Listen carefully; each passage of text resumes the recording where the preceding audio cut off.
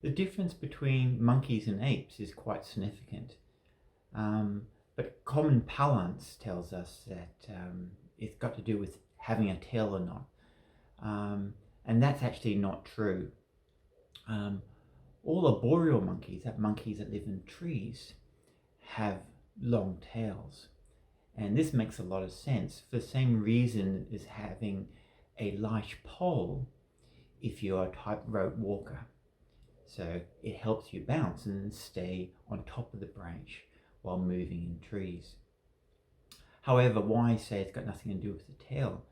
Because terrestrial monkeys, i.e. monkeys that spend most of the time on the ground, either have a residual tail, like the pigtail macaque in Sumatra and Borneo, or in the case of the moor macaques and the Celebes black macaques in Sulawesi, they have no tail at all.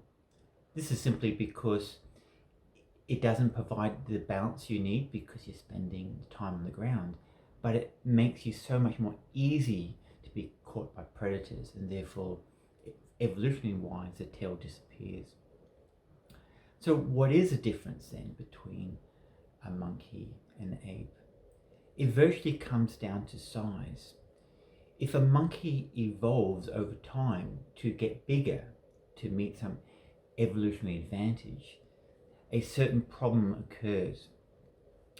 And we see this problem ourselves when we're, let's say, surfing, skiing, or skateboarding. If we're in difficulty, we naturally crouch down, because the higher the center of gravity, the less likely we can bounce on the platform, and we're more likely to fall over.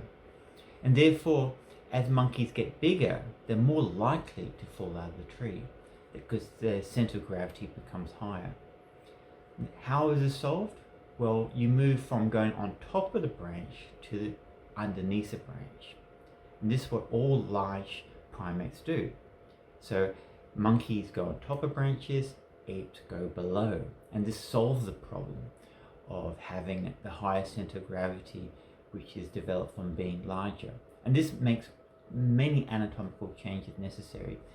Apes have flat chests rather than the barrel chests that we see in the monkeys, similar to our dogs and cats.